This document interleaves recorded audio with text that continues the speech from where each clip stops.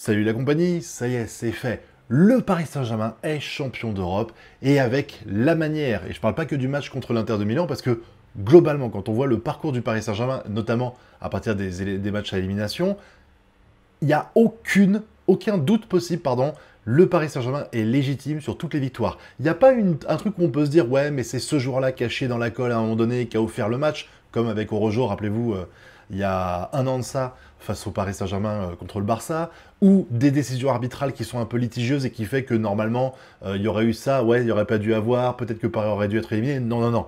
À chaque fois, Paris, ils ont gagné, c'était mérité, et il n'y avait aucun doute possible. Et cette finale 5-0 n'est que la conclusion logique de tout le parcours du Paris Saint-Germain depuis les phases d'élimination. C'est une dinguerie. On va essayer de revenir un petit peu sur le sujet en détail. Alors, j'ai pris quelques screenshots histoire de faire un peu pour illustrer tout ça, parce que je pense qu'il est important de montrer aussi un truc, c'est que ce match-là, Paris l'a gagné avec la tactique de Luis Enrique, qui a payé, mais aussi grâce aux efforts acharnés d'une attaque qui n'a jamais rien lâché.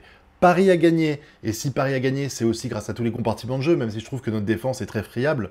Hein, désolé Marquinhos, je t'aime beaucoup, mais voilà, c'est en général, je trouve que quand il y a des erreurs, c'est rarement Gvara qui est responsable ou Dembélé. Hein, c'est souvent les défenseurs qui ne font pas le boulot, qui ne vont pas au pressing et tout ça, ce qui est assez paradoxal. Mais quand tu vois le travail des attaquants sur le pressing des joueurs adverses, c'est juste une folie. Je crois que c'est dans les derniers screens que j'ai pris, il y a un moment donné, c'est Gvara. Alors, si on peut le retrouver facilement, on va voir. Voilà, c'est ici. Là, vous ne le voyez pas très bien parce que Gvara, il se fond un petit peu avec le joueur de Dortmund. Mais là, il y a cette course à la 78e minute. On est à 4-0. Il reste 12 minutes de jeu. C'est-à-dire que, honnêtement, il y a, pour ainsi dire, aucune chance que Dortmund revienne au score. On est d'accord. Et là, il y a Gvara qui est ici, derrière le joueur de Dortmund, qui veut éviter la contre-attaque et qui va lui courir après tout le long de l'action pour arriver jusqu'à quasiment nos 16 mètres, réussir à récupérer le ballon et repartir. Et ça, putain, l'épine du pied que t'enlèves aux défenseurs en faisant un travail aussi percutant, aussi agressif, aussi sérieux, c'est une dinguerie. Ce mec, il a 2 cœurs et 6 poumons. C'est fou, Gvara. Il fait ça, et en même temps, on le voit sur d'autres actions, où le mec, il fait la contre-attaque pour le 4e but, et il part du milieu de terrain, et hop là, c'est reparti. Il s'arrête jamais, c'est une dinguerie. Ça me rappelle Ribéry à la grande époque, ou même Sorine au Paris Saint-Germain, pour les plus vieux d'entre vous. C'est fou, vraiment. Ce mec est inarrêtable. Et que dire de Dembélé? Parce que Dembélé, il fait pas de passe D, je crois, dans ce match-là. Il met pas de but non plus. Mais putain, le travail qu'il fait, le pressing aux défenseurs, c'est une dinguerie. L'Inter n'a pas existé parce que les défenseurs, la première relance qu'ils font quand ils récupèrent le ballon face aux attaquants, t'as Dembélé, il fait un 100 mètres à chaque fois. Et il faut une passe au gardien, Dembélé, la fusée, il fonce. En fait, pour moi, il y avait 2 trucs. Alors, Dembélé, évidemment, a fait des trucs en défense, hein, mais t'avais Dembélé qui avait pour ordre, je comprends, de presser à chaque fois le défenseur ou le gardien de but qui avait le ballon. Et à côté, t'avais Gvara qui, lui, faisait l'inverse et partait dans l'autre sens et courait comme une fusée pour arrêter les relances et les attaques adverses. C'était une dinguerie. C'était une dinguerie de voir le rythme qu'a offert Paris et qui fait que l'Inter n'a rien pu faire. Parce que l'Inter, ils n'ont pas été mauvais dans ce match-là, dans le sens où ils ont mal géré. C'est juste qu'ils ont été totalement étouffés par un Paris Saint-Germain qui était juste beaucoup trop fort pour eux. Paris était trop fort pour cette Europe. Paris était trop fort pour cette compétition européenne. Aucune équipe ne pouvait rivaliser avec Paris. C'est tout. Il n'y a rien d'autre à dire. Et là, je le vois, le premier but qu'on met, alors on voit quand même qu'il y a des erreurs défensives. C'est ouf parce que je trouve que on m'a vendu une défense de l'Inter qui est imperméable. On m'avait dit, waouh, l'Inter de Milan, si jamais il gagne et qu'il y a la finale contre Paris, c'est la pire équipe possible parce que l'Inter c'est un bloc défensif de fou. Et quand on voit les erreurs qu'ils ont fait, qui sont dues aussi au jeu, alors il faut parler du fait que Dembélé, il foutait le bordel dans les défenses. Sans le ballon, c'est quand même quelque chose d'assez rare en fait, mais le jeu sans ballon est extrêmement important et Dembélé prouve à chaque match que c'est un rôle qui est primordial et que malheureusement les gens oublient très vite parce qu'ils sont focus avec la caméra sur le ballon, sur le joueur qui a la balle, sur le joueur qui tire, le joueur qui marque le joueur, mais jamais sur Dembélé qui est là et qui attire à lui tout seul 2-3 défenseurs sur lui, ce qui fait que d'autres sont beaucoup plus libres. Et là, par exemple, cette action-là, le but qui a été mis ici, alors c'est pas que c'est pas le travail de Dembélé spécialement ici, mais on voit la richesse et l'intelligence de positionnement des joueurs parisiens, qu'on va revoir d'ailleurs tout le match. Mais regardez, les erreurs. L'Inter de Milan, là, tu as 1, 2, 3, 4, 5, 6, 7. Tu as 8 joueurs qui sont dans la surface et tous dans la moitié droite du terrain. Ce qui fait que, regardez, là, au centre, je crois que c'est Vitinha qui est ici, je suis pas sûr avec le flou. Tu as Dembélé qui est là, et puis évidemment, tu as Hakimi qui est ici. Pas du tout marqué, hein. Là, l'intéressiste, il est là, et puis, bah les couilles, s'il y a des joueurs derrière. J'ai l'impression que c'est ce que j'appelle une défense à la parisienne, parce que souvent, la défense fait ce genre d'erreur-là. À la 11e minute, ça paye. Enfin, ça paye, c'est fradé. Là, on le voit encore, les petites passes qui ont lieu, la Gvara qui fait une passe ici, je sais plus à qui c'était la passe, c'était peut-être à Neves, qui derrière la refait à Gvara de façon tellement intelligente, et derrière Gvara qui va faire la passe à Hakimi, qui va mener au but, ça c'est le deuxième but. C'est tellement fluide en fait ce jeu parisien. Je trouve que vraiment, alors je sais que souvent j'utilise l'expression les attaquants gagnent les matchs, les défenseurs gagnent les championnats, parce que les défenseurs ont un rôle primordial. Et je trouve que Luis Enrique, il m'a fait complètement revoir ma formule, parce qu'en fait, la victoire du Paris Saint-Germain, alors je vais pas dire que les défenseurs ne valent rien et que Donnarumma n'y est pour rien, ce serait complètement faux. Mais quand je vois la qualité technique et la qualité athlétique des attaquants et des milieux parisiens, tu peux pas concurrencer ça. Tu peux pas. Et là, typiquement, bah, on met ce but-là. Derrière, il va y avoir l'attaque de Désiré Doué avec le défenseur, c'est la Serbie, je crois, qui fait l'énorme erreur. Comme, encore une fois, une erreur à la parisienne. Parce que je trouve que les défenseurs parisiens le font souvent. Où tu as un tir de Doué et Acerbi qui ne monte pas sur lui. Je crois que c'est lui, hein. Désolé si je me trompe. Hein. Acerbi qui ne monte pas sur lui et qui, du coup, se contente juste d'être un poteau. Un poteau qui touche le ballon et qui va le décaler, ce qui fait que le gardien de but ne pourra pas l'arrêter. Voilà, ça pour moi c'est la preuve, le pressing constant du Paris Saint-Germain, les placements, regardez, même là, dans la surface, là tu as un joueur qui est tranquille, qui pourrait, si tu lui faisais la passe, qui pourrait marquer sans aucun problème aussi. Tu vois que le Paris Saint-Germain a vraiment dominé tous les compartiments de jeu, et même ici, alors je sais pas, je crois que c'est pas le... Si c'est pas le troisième but ici, c'est une action qui a été menée, oui c'est ça. Non, ouais, c'est notre action ici. Mais tu vois les joueurs de Paris qui ont l'intelligence de placement qui fait que les défenseurs d'un l'Inter, bon, ils sont déjà paniqués par ce qui se passe parce qu'ils passent leur vie à être pressés par le Paris Saint-Germain comme des citrons. Vraiment, c'était incroyable de voir ça. Et ils ont très vite perdu leurs moyens. Je rappelle qu'au bout de 20 minutes de jeu, on gagnait déjà 2-0. Et ça, c'est vraiment grâce à ça. Les attaquants du Paris Saint-Germain qui foutent un pressing incroyable dès la perte du ballon aux défenseurs. Les défenseurs qui tentent de sortir tant bien que mal du pressing. Je crois que dès la 3e ou 4e minute, il y a déjà le gardien qui est obligé de botter en touche la balle parce qu'il y a Dembélé qui lui fonce dessus pour montrer qu'on n'est pas prêt d'abandonner et que ça va être l'enfer pour lui pendant tout le match. Et ça a été le cas, hein, il a perdu 5-0. Et derrière, même quand ils arrivent à la relancer péniblement, nos milieux de terrain sont tellement compétents et les défenseurs sont tellement esselés par l'attaque qu'ils sont obligés de relancer pas forcément correctement et que nos milieux, ils font le taf pour récupérer la balle et réenchaîner. C'est incroyable, vraiment. Je suis le foot depuis plus de 30 ans bientôt, même si quand j'avais 9 ans, j'avais peut-être pas l'analyse que j'ai aujourd'hui, mais je suis incroyablement surpris de voir le niveau que le Paris Saint-Germain propose, parce que il s'arrête jamais en fait. Quand j'étais gamin, je me rappelle quand on avait des matchs importants, bon j'ai pas fait des matchs, voilà, mais j'ai fait des finales de régionales, etc.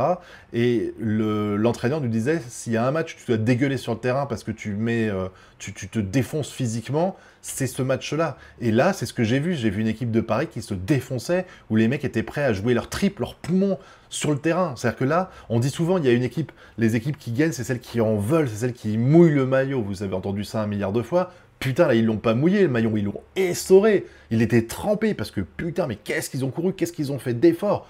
Tous, sans exception, ils ont joué leur vie dans ce match. Là où l'Inter, t'as l'impression qu'ils ont subi le match. Paris l'a joué, l'a dominé, l'a éclaté, mais aussi, ils ont fait tout ça parce que... Enfin, ils ont fait tout ce qu'il fallait, en fait. Ils se sont donné les moyens de cette réussite. Hein. Je vois les gens qui parlent de corruption.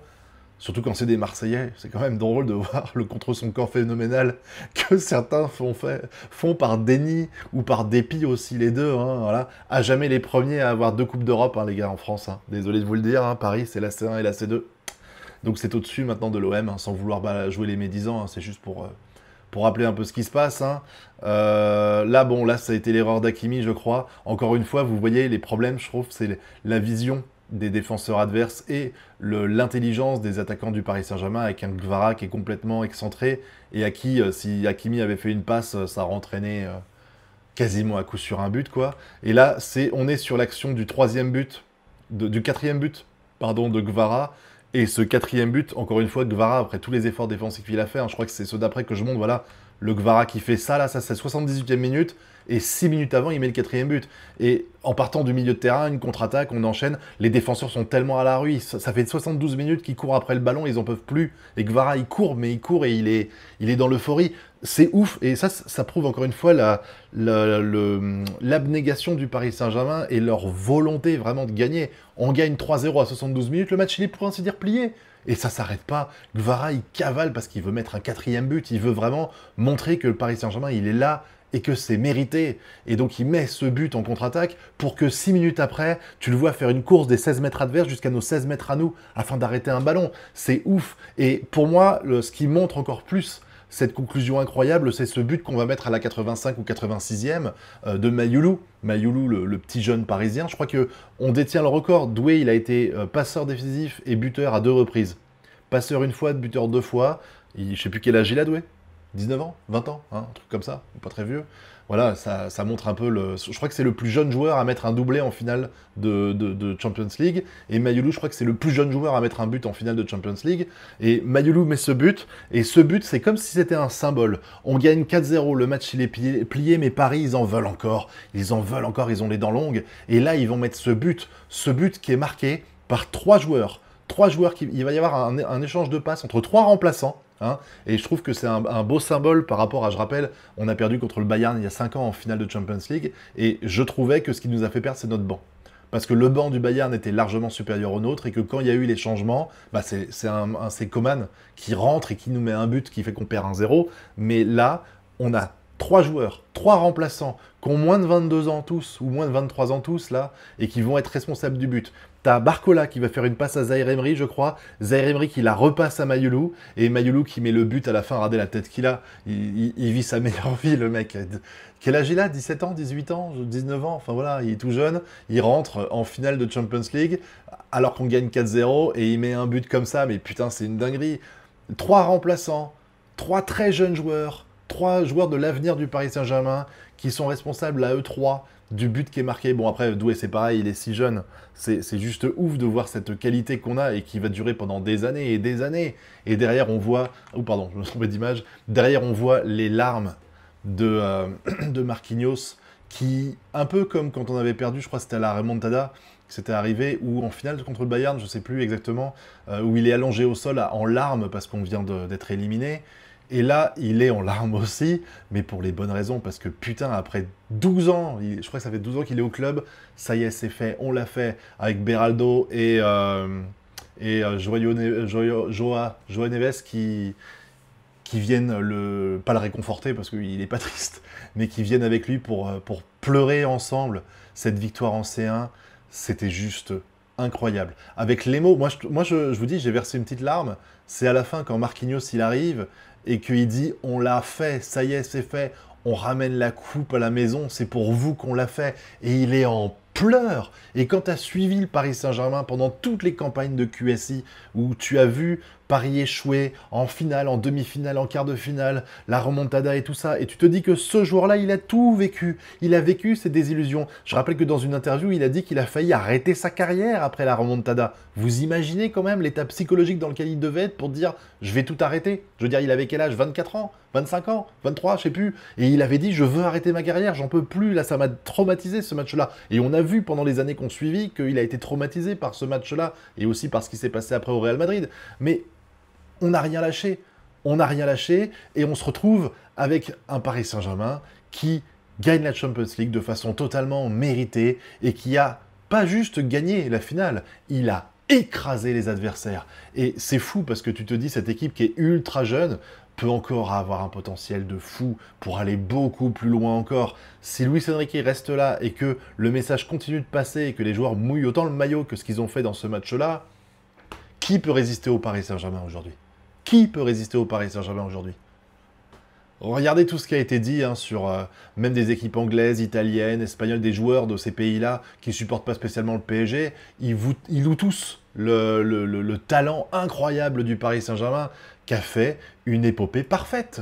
une épopée parfaite à partir des matchs, à la fin des matchs de poules, hein, parce que les poules, c'était pas ça, hein, on est d'accord. Mais ça n'empêche que Paris nous a fait rêver et que je pense que vraiment, moi, ça me rappelle vraiment le parcours de l'équipe de France 98, vraiment, où j'ai senti cette euphorie et j'ai senti en fait cette équipe où tous les joueurs étaient soudés et tous les joueurs étaient là pour gagner, quitte à mettre leur vie entre guillemets en danger, j'exagère évidemment, pour réussir à gagner. Les mecs, ils ont mis leur âme, ils ont mis tout ce qu'ils pouvaient, et ça se voit vraiment, c'est une victoire qui est méritée, c'est une consécration qui salue tout le travail qui a été fait par même les anciens joueurs qui n'étaient plus là aujourd'hui, hein, les Thiago Silva, les Mbappé malgré tout, hein, qui ont quand même contribué à tout ça.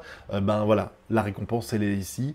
Et tous les gens qui osaient dire jusqu'à présent que le Paris Saint-Germain n'était pas un grand club de football parce qu'il n'avait pas gagné la C1, bah demain ils vont devoir fermer leur gueule. Enfin, je leur fais assez confiance pour savoir qu'ils vont trouver d'autres raisons de dire que Paris Saint-Germain n'est pas un grand club. On a acheté cette Ligue des Champions parce que oui, on dépense de l'argent sur les transferts. Spoiler alert, Manchester City qui gagnait 2 ans, qui est-ce qui dit ça? Personne, et pourtant ils ont dépensé beaucoup plus. Hein, mais ça, on l'oublie très vite parce que faut taper sur Paris. Faut taper sur Paris. Hein. Paris, il paye ses joueurs. Et l'OM, ils ont payé les joueurs adverses pour qu'ils perdent. C'est chacun sa technique, je préfère la nôtre, personnellement. Hein. Mais après, vous voyez ce que vous voulez voir. Mais en tout cas, on a eu un parcours qui était juste parfait, avec des matchs où j'ai pris un pied pas possible. Ça m'a rappelé le Paris Saint-Germain de Laurent Blanc, où vraiment j'avais, ou même l'OL des années 2000. C'était vraiment un plaisir de les voir dérouler. Bon, là, ils déroulent carrément face aux équipes en Champions League, c'est quand même beaucoup plus incroyable encore. Mais quel bonheur! Quel bonheur de voir ça. Et je vous dis, il n'y a pas un moment où tu peux avoir un doute sur le fait que Paris mérite cette victoire en C1. Pas un seul moment, non. Non. Et les Barcelonais qui pourraient dire que heureusement qu'on les a pas joués eux et qu'on a joué l'Inter, bah vous étiez plus mauvais que l'Inter, hein. Et si vous aviez, en fait, vous pouvez remercier l'Inter qui vous a évité une humiliation 8-0, hein, voilà. Moi j'aime bien troller un peu, mais bon, comme on me troll aussi, c'est donnant-donnant, les gars. Hein. Faut accepter d'être chambré un petit peu comme on fait du foot. Hein. Vous le faites sur les réseaux sociaux. Je me permets de le faire aussi, hein, voilà. Mais en tout cas, Paris Saint-Germain est sur le toit de l'Europe. Hein. Et on va espérer qu'une chose, c'est qu'ils y restent encore et encore. Défendre leur titre, c'est quasiment impossible, mais d'autres équipes l'ont fait, comme le Real Madrid. Le seul truc que je trouve un petit peu dommage, en fait, c'est que la victoire, elle va être de courte durée, l'euphorie, parce que dans 2 semaines, je crois, c'est la Coupe du Monde des clubs qui va commencer, et du coup, ben, là où normalement, ben, on célèbre le champion d'Europe pendant des mois, enfin des semaines et des semaines, et après, ben, même quand on reprend et que la C1 reprend en septembre-octobre, ça y est, ben, il y a encore quand même l'ogre du champion d'Europe qui traîne encore. Là, ça va être très vite oublié avec cette Coupe du Monde des clubs. Que Paris peut gagner ou ne pas gagner, hein. Je pense qu'ils font partie des favoris, mais encore une fois, il y a d'autres équipes qui sont exceptionnelles. Moi, en tout cas, je vais me régaler à la regarder, cette compétition-là, en espérant que le Paris Saint-Germain joue avec autant de sérieux que ce qu'ils ont fait ici, mais si c'est le cas, on va prendre du plaisir. En tout cas, merci Paris de nous avoir fait rêver pendant toutes ces années et de nous avoir offert enfin cette victoire en C1 qui est amplement méritée, hein, n'en déplaise aux rageux. Hein. Et puis, on se retrouve l'an prochain pour peut-être la même joie que celle qu'on a eue cette année. Allez, je vous dis à très bientôt. Allez Paris, et on se retrouve pour de prochaines vidéos. Tchuss!